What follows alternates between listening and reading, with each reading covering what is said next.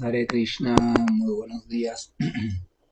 Namo Vishnupadaya Krishna Prestaya Bhutale Srimate Bhaktivedanta Swaminiti Namine Namaste Saraswate Deve Gauravani Pracharine Nirvisesa Sunyavadi Pasatya Deshatarine Jaya Sri Krishna Chaitanya Prabhu Nityananda Sri Advaita Gadadhara Trivasadi Gaura Bhaktavrinda Hare Krishna, Hare Krishna, Krishna Krishna, Hare Hare, Hare Rama, Rama Rama, Hare Hare. Hare Krishna reiterada. Continuamos con la lectura y reflexión sobre algunos textos del Bhagavad Gita, siempre de manera organizada y progresiva, porque es una conversación que tiene toda una línea guía. O sea, uno puede, por supuesto, a veces coger y abrir el Bhagavad Gita al azar y leer un texto después de haber entrado en un estado de tranquilidad, con la certeza de que Dios le va a dar alguna guía por esa vía. Pero cuando uno va a estudiar Bhagavad Gita, debe de hacerlo de manera progresiva, desde el inicio hasta el final, en el orden en el que está establecido, porque Krishna va desarrollando la conversación de manera didáctica, va desarrollando una conversación de manera muy inteligente, desde temas generales hasta temas profundos. Por tanto, debemos respetar ese orden para capturar bien la pedagogía con la cual el Señor va instruyendo a Arjuna, que dicho sea de paso, la instrucción a Arjuna es la instrucción a cada uno de nosotros. Entonces hoy vamos a finalizar el capítulo número 8 que lleva por nombre Alcanzando el Supremo y vamos a leer el texto número 28. Vamos a recordar que en el día de ayer el Señor Krishna le había explicado a Arjuna que los practicantes de yoga místico saben que hay dos momentos, hablo de los practicantes antiguos, de los de verdad, que hay dos momentos en los cuales se puede abandonar el cuerpo. Uno es el momento en la luz y el otro es el momento en la oscuridad. Ese momento de la luz coincidía con ciertas etapas de la órbita solar, disposición de las estrellas y los planetas, o sea, cuestiones astronómicas y astrológicas, etcétera, etcétera. Y entonces, si uno abandonaba el cuerpo, el momento de la luz iba hacia planetas elevados o hacia el Brahman también. Y si abandonaba el cuerpo, en momentos de oscuridad iba hacia el planeta Luna u otros planetas inferiores, pero después tenía que retornar al plano de conciencia de planeta Tierra. Entonces, se suponía también que el yogi místico en su etapa madura conocía la manera perfecta de controlar toda la maquinaria corporal y disponer todo para voluntariamente sacar el aire vital fuera del cuerpo y entonces permitir que el alma saliera cuando él quisiera. Saliera es que la muerte ocurriera cuando él quisiera. Sabemos que la detención o la parada, el parar, el detener el funcionamiento corporal, es como parar, por ejemplo, cualquier otra maquinaria. Un conductor de un vehículo, por ejemplo, para él no ve ninguna dificultad en simplemente detener el vehículo y apagar el motor. Él lo ve como algo muy simple. Entonces uno podría preguntarse, entonces, ¿qué dificultad podría haber en uno detener cuando uno quisiera el funcionamiento de la maquinaria corporal? O sea, debería ser igual de simple también. ¿Por qué el conductor de un vehículo o de una fábrica puede detener el funcionamiento de todas las maquinarias de esa fábrica cuando él quiera? Porque él ha sido entrenado en el conocimiento de la fábrica en general, para qué sirve cada dispositivo, cuáles son las leyes de funcionamiento, qué se debe de apagar primero, qué se debe de apagar después, o sea, los pasos requeridos.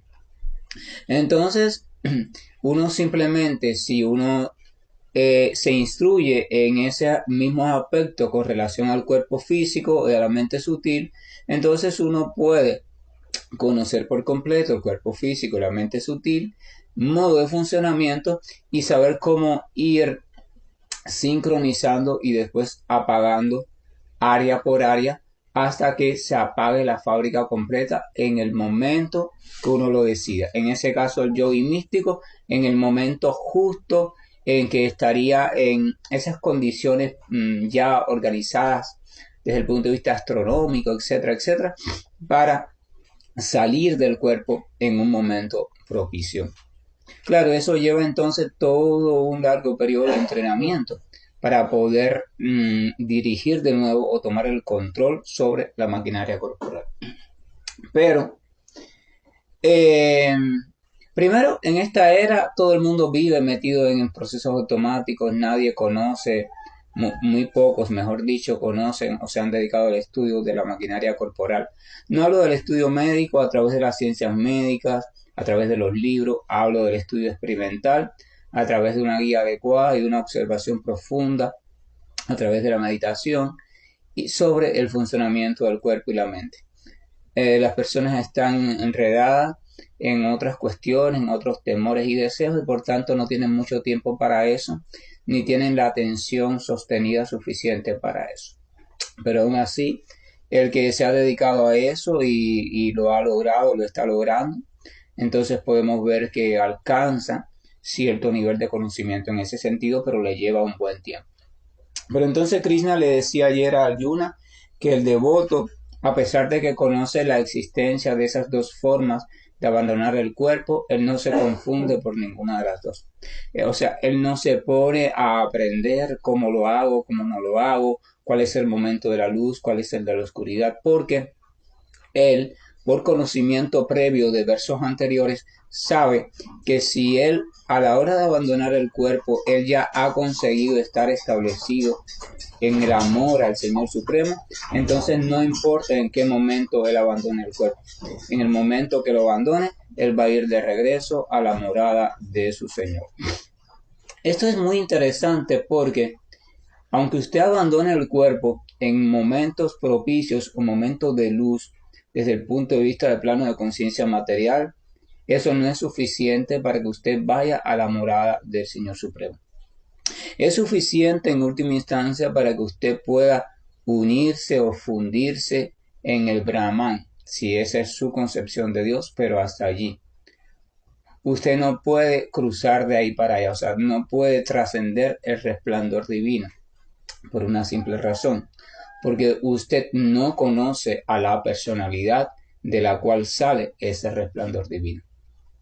Entonces, habíamos dicho que conocer a esa personalidad significa establecer una relación con Dios como persona y esa relación se establece únicamente a través del servicio devocional y ese servicio devocional se aprende y se desarrolla únicamente y favorablemente a través de la relación con devotos del Señor que ya estén establecidos en esa relación con Dios. Entonces Krishna le decía a Arjuna, por tanto, el devoto, en virtud de que se mantiene firme, dedicado al servicio devocional, llega a mi morada eterna. Entonces, en el verso de hoy, que es el verso 28, yo les pido que reflexionen con mucho amor y cuidado sobre cada conclusión del Bhagavad Gita y que una vez crucen un verso no lo dejen ahí atrás, simplemente vuelvan a él y por eso yo lo repito, lo que se dijo ayer, lo que se dijo en versos anteriores, porque es importante ir comprendiendo. Bhagavad Gita es un cuerpo único. Eso quiere decir que si Bhagavad Gita es la palabra del Señor, escuchen esto porque esto es muy significativo. Yo quiero que ustedes reflexionen conmigo. Si Bhagavad Gita es la palabra del Señor como personalidad suprema, y si el Señor es absoluto, y eso significa que no hay diferencia entre Él, su forma, su palabra, su nombre, etcétera, etcétera, quiere decir que en la palabra del Señor se encuentra contenido también todo el Señor. porque el Señor es absoluto, o sea, cada parte del Señor, cada representación en sí directa al Señor, tiene al Señor mismo en sí mismo. Cuando uno tiene fe en eso, entonces a partir de ahí Bhagavad Gita u otro texto donde se habla directamente al Señor, por ejemplo, voy a hablar de otras culturas, otras doctrinas, como la ley de los judíos o el Nuevo Testamento de los cristianos o el Corán del Islam, o sea, cualquier texto donde de manera autorizada se hable directamente del único Dios, del Dios fuente de todo, del Dios real. Entonces allí está contenido de alguna manera la presencia de Dios. Entonces eso quiere decir que si el Señor está contenido en cada uno de sus elementos que lo conforman como personalidad, incluyendo en su palabra, eso quiere decir que cada verso del Bhagavad Gita, cada versículo, cada letra, cada sonido, tiene en sí mismo la potencia del Señor Supremo. Cuando uno reflexiona en ese hecho, ojo, hablo del Bhagavad Gita, repito, porque estamos estudiando el Bhagavad Gita, pero debería pasar lo mismo para un cristiano.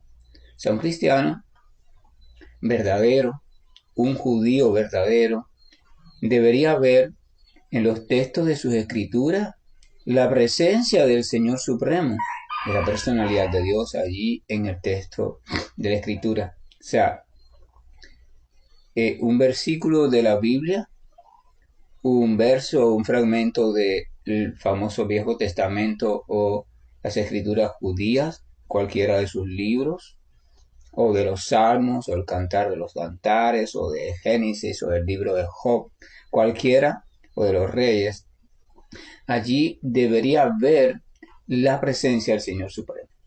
Entonces, cuando uno comprende eso, pasan dos cosas muy hermosas.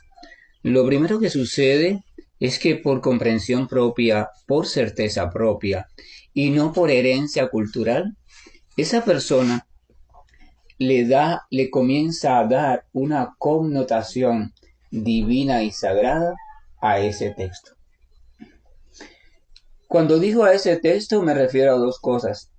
Al texto de manera indirecta, o sea, el texto impreso en libro, en forma de libro, es llevado a códigos que conocemos como letras, un sonido se ha llevado a códigos o símbolos, y también al texto audible, o sea, a la palabra como tal, o sea, esa palabra repetida o leída.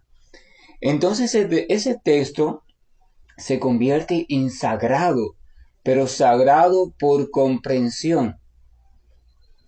Esa persona ha comprendido, primero ha desarrollado fe en Dios poco a poco, ha comprendido que Dios sí existe, ha comprendido que Dios está detrás de todas las cosas, ha comprendido poco a poco que Dios es la fuente, es el controlador, es el conocedor, es el amigo, es el sustentador, es el amoroso. O sea, va comprendiendo todo esto. Todo esto se va comprendiendo en compañía de personas de fe, no de fanatismo, sino de personas con lucidez y que estén desarrollando un sincero amor por Dios y también en virtud de nuestro deseo interior profundo de poder desarrollar también nosotros amor por Dios. Es en virtud de ese deseo que se va despertando nuestra potencia espiritual, dentro de la cual se encuentra la capacidad de amor de Dios. Entonces, cuando eso va sucediendo y eso va sucediendo, la persona va tomando por conclusión propia, wow, estas palabras son sagradas y maravillosas. Entonces cuida el libro, que no coja polvo, lo limpia. Cualquiera persona podría decirle, pero sí, es un libro, no más que eso. Y sí, él dice, ok, perfecto. Pero para él, en su corazón, no es solo un libro, es una manifestación visible de la presencia del Señor en su vida, en su hogar.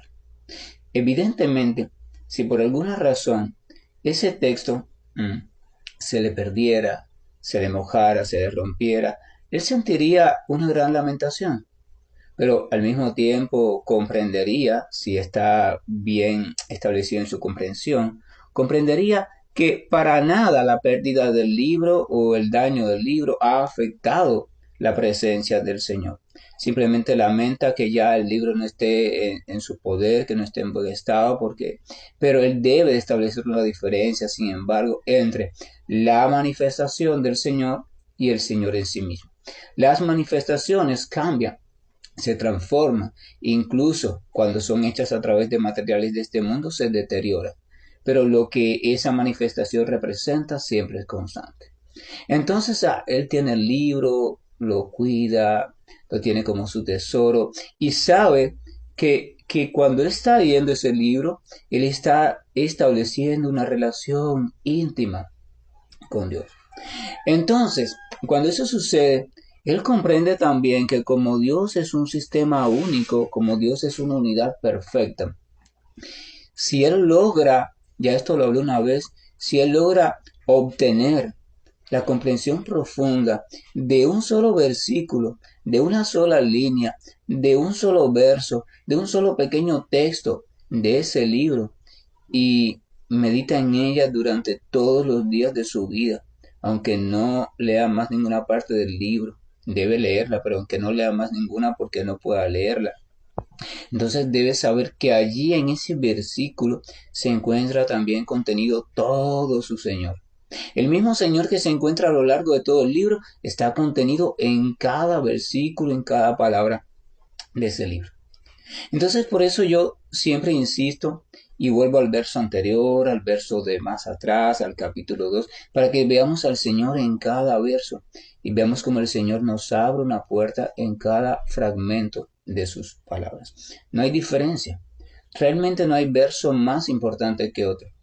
Simplemente hay versos con los cuales nos identificamos más por nuestra condición de vida, nuestra situación de vida, nuestros conocimientos anteriores, nuestras tendencias personales, las modalidades de la naturaleza material bajo la cual estamos funcionando en un momento determinado, etcétera, etcétera. O sea, hay textos que nos identifican más, textos que nos gustan más, textos que nos atraen más, pero debemos comprender con el transcurso y la madurez que en verdad cada texto está lleno de la potencia del Señor. Cuando comprendemos eso, nuestra vida se hace maravillosa porque en ese texto nos absorbemos y nos absorbemos y a través de ese texto vamos estableciendo nuestro servicio devocional. Porque vamos a escuchar ese texto cuando lo leemos, vamos a recordarlo después porque de tanto leerlo y meditar en él se queda en nuestra memoria, así que lo recordamos. Vamos a hablarlo cuando se lo compartimos a otros, vamos a ofrecerle reverencia porque cuando lo estamos hablando, recordando, leyendo, sentimos un respeto y agradecimiento profundo en el corazón. Y todas esas actividades, esas 4 que he mencionado, o sea, escuchar, recordar, repetir y adorar, son las 4 primeras actividades del servicio devocional. El servicio devocional se divide en 9 actividades básicas y esas 4 son las principales. Las principales no, las primeras por donde se comienza. Entonces cuando uno hace eso, uno está practicando el servicio devocional. Y cuando uno hace eso se va convirtiendo en un hábito en su vida, uno lo va estableciendo en su vida. Y después ese servicio devocional deja de ser una disciplina para convertirse en parte espontánea. O sea, después tú necesitas diariamente leerlo, meditar en él, reflexionar sobre él, entregarte, agradecerlo, dejar que poco a poco tu atención vaya entrando cada vez más absorta en el texto y así es como la relación con Dios se va ampliando, ampliando, ampliando hasta que el propio Señor desde ese texto te va revelando poco a poco desde tu corazón y desde el exterior en forma de maestro espiritual u otros devotos puros te va revelando todo el significado.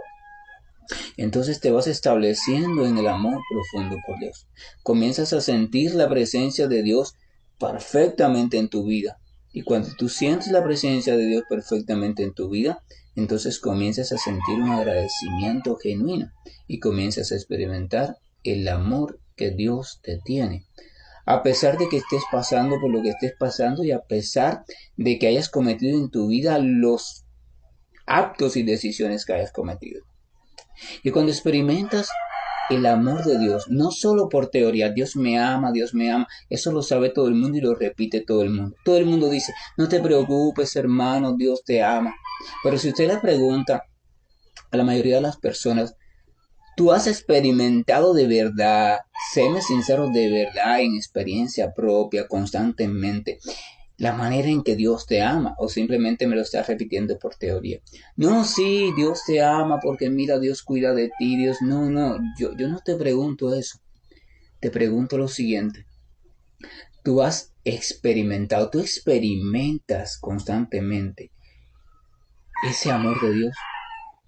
¿Tú realmente te sientes constantemente amado por Dios? Eso es una pregunta importante. Porque la mayoría de nosotros hablamos de Dios y hablamos de Dios en teoría, por repetición, por lectura de libros. A Dios hay que salir a experimentarlo. Usted no puede vivir una relación fantasiosa. Usted no puede, puede, pero no es saludable establecer, por ejemplo, una relación de amistad, de pareja o de lo que sea con alguien fantasioso. Vemos en el mundo mucha gente que tiene relaciones fantasiosas. Mucha gente vive en relaciones de pareja fantasiosas. Vieron a alguien en la red o un artista que es su artista favorita y se enamoraron de ese artista o de ese artista y en su mente ellos son sus esposos o sus esposas. Es fantasioso. Y entonces esa relación nunca es una relación real.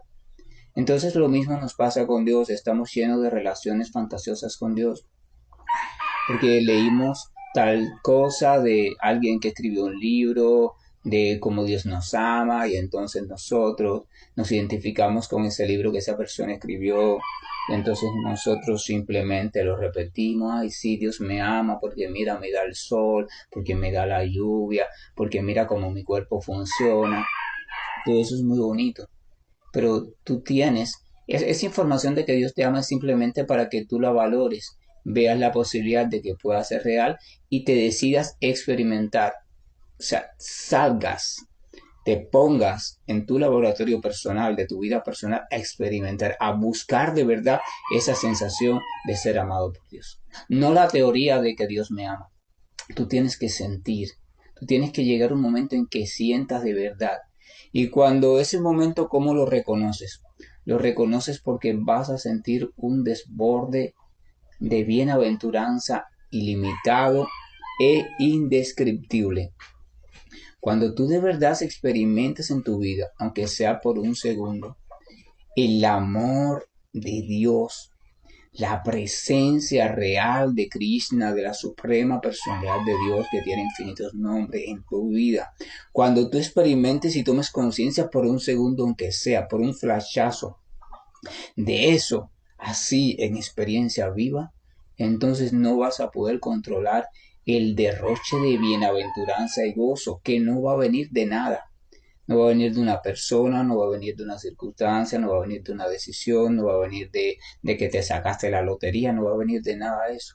Va a venir de un lugar no perteneciente a este mundo y de un suceso no perteneciente a este mundo. Ese es el llamado del espiritualista. El espiritualista ha de salir, ha de ponerse como meta experimentar a Dios. Sí, conocer de Él a través de lo que dicen los otros, a través de este libro, de aquel libro, pero esos libros van a motivarlo a que Él quiera, a que Él desee sentir en experiencia propia al Señor Supremo. Entonces, en este texto número 28, el Señor le dice a Arjuna, la persona que acepta el sendero del servicio devocional no está desprovista de los resultados que se obtienen del estudio de los Vedas, de la ejecución de sacrificios, del sometimiento a austeridades, de la práctica de la caridad o de la ejecución de actividades filosóficas y fruitivas. Por el simple hecho de realizar servicio devocional, ella consigue todo eso y al final llega a la eterna morada suprema.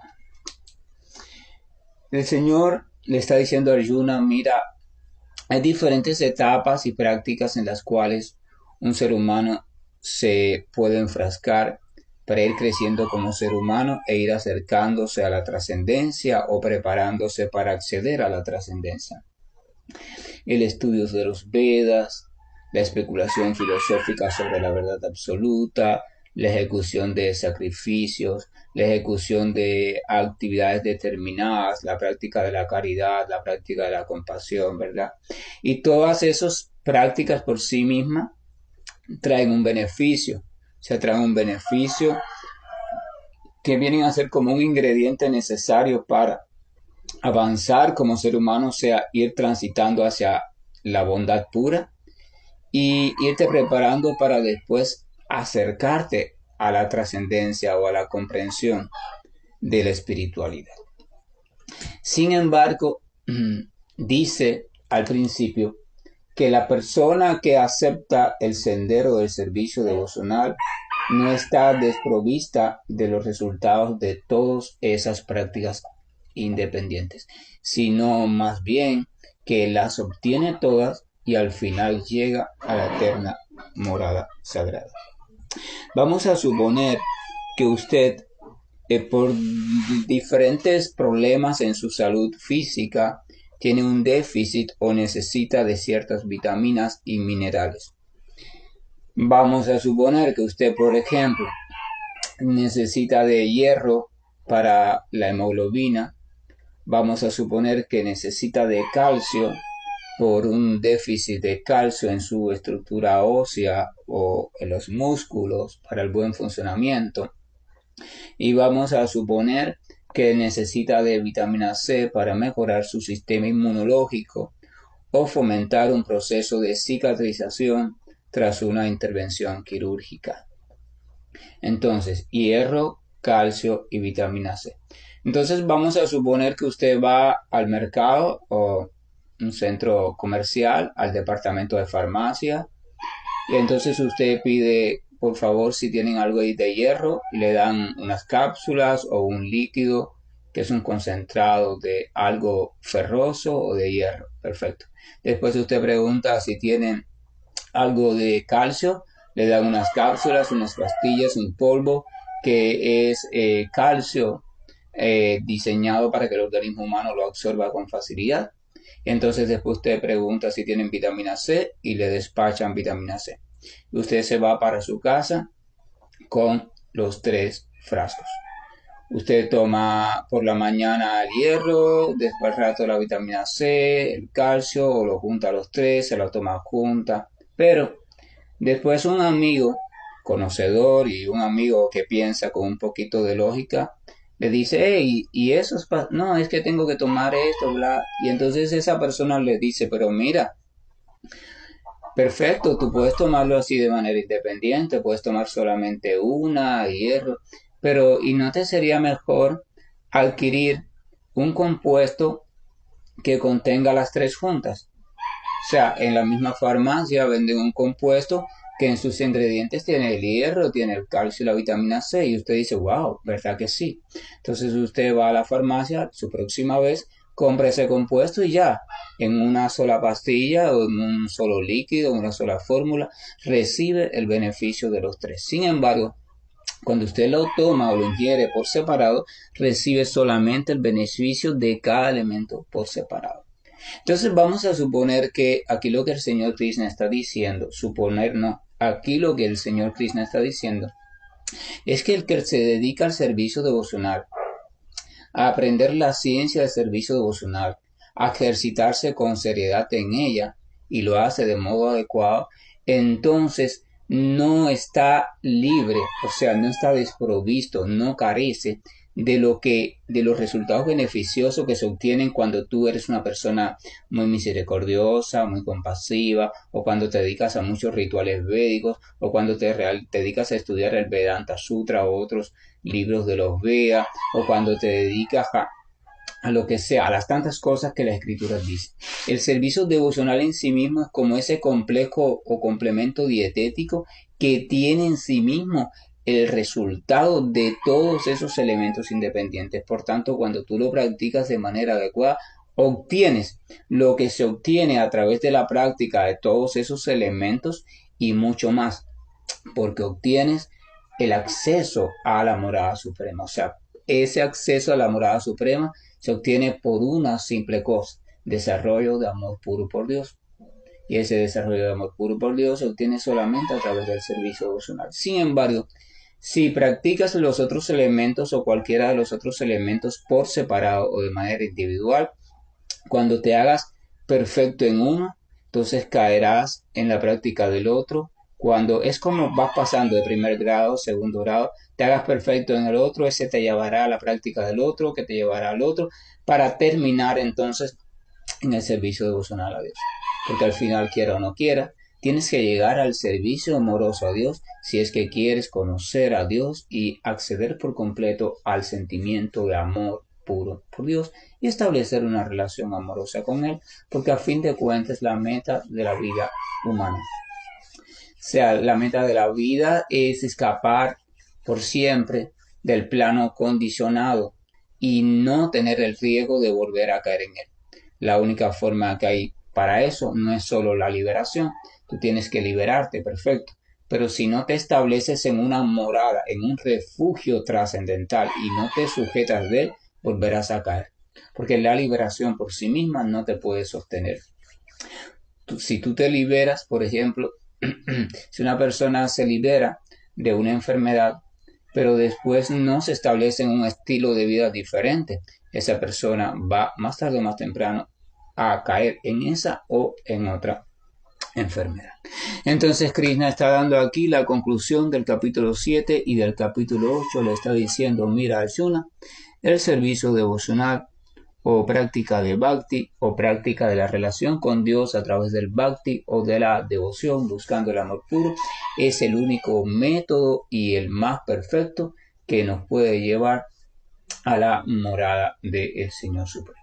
Entonces, mira, dedica tu tiempo a aprender ese método, a practicarlo y establécete firmemente en él, respetando todos los demás métodos, pero mi consejo es, le dice Krishna a Arjuna, que te establezcas firmemente en la práctica del servicio devocional y dediques todo tu tiempo posible a avanzar en ese camino. Esa es la conclusión de Krishna, capítulo 7 y 8 de la Bhagavad Gita. Sin embargo, el Señor respeta nuestro libre albedrío y cada persona va decidiendo qué sendero tomar, cuál no tomar, qué práctica hacer, qué práctica no hacer. Y cada persona va tomando sus propias decisiones y evidentemente va asumiendo el resultado de sus propias decisiones. Si Dios permite y su misericordia nos acompaña, entonces mañana estaremos comenzando el capítulo número 9 del Bhagavad Gita, que se titula El conocimiento más confidencial. Que la palabra de Dios, que la palabra de nuestro Señor se vaya siendo objeto para nuestra reflexión diaria, seria y amorosa, a tal punto que lleguemos a comprender que en verdad es más que simple palabra, que en verdad es más que simple teoría. No, esto es la palabra de Dios, no. Que pase de ese cartelito de palabra de Dios a ser de verdad algo representativo para cada uno de nosotros. Porque cuando la palabra del Señor se vuelve representativa, realmente seria y profunda para nosotros, pase a ser sagrada en nuestro corazón y no solo en nuestra mente, entonces nuestra vida cambia para siempre. Que la gracia y el amor nos acompañe, su misericordia nos fortalezca y la luz de la verdad suprema que Él represente nos esté guiando en este sendero de vuelta al Supremo. Hare Krishna, buen día para todos y estoy finalizando la llamada. Hare Krishna, Krishna Krishna, Hare Hare, Hare Rama, Rama Rama, Hare Hare. Hare Krishna, Krishna Krishna, Hare Hare Rama, Hare Rama, Rama Rama, Hare Hare. Hare Krishna, Krishna Krishna, Hare Hare, Hare Rama, Hare Rama, Rama Rama, Hare Hare. Hare Krishna, Krishna Krishna, Hare Hare, Hare Rama, Hare Rama, Rama Rama, Hare Hare. Hare Krishna, Krishna Krishna, Hare Hare, Hare Rama, Hare Rama, Rama Rama, Hare Hare. Hare Krishna, Krishna Krishna, Hare Hare, Hare Rama, Hare Rama, Rama Rama, Hare Hare. Hare Krishna, Krishna Krishna, Hare Hare, Hare Rama, Hare Rama, Rama Rama, Hare Hare. Hare Krishna, Krishna Krishna, Hare Hare, Hare Rama, Hare Rama, Rama Rama, Hare Hare. Hare Krishna, Krishna Krishna, Hare Hare, Hare Rama, Hare Rama, Rama Rama, Hare Hare. Hare Krishna, Krishna Krishna, Hare Hare, Hare Rama, Hare Rama, Rama Rama, Hare Hare. Hare Krishna, Krishna Krishna, Hare Hare, Hare Rama, Hare Rama, Rama Rama, Hare Hare. Hare Krishna, Krishna Krishna, Hare Hare, Hare Rama, Hare Rama, Rama Rama,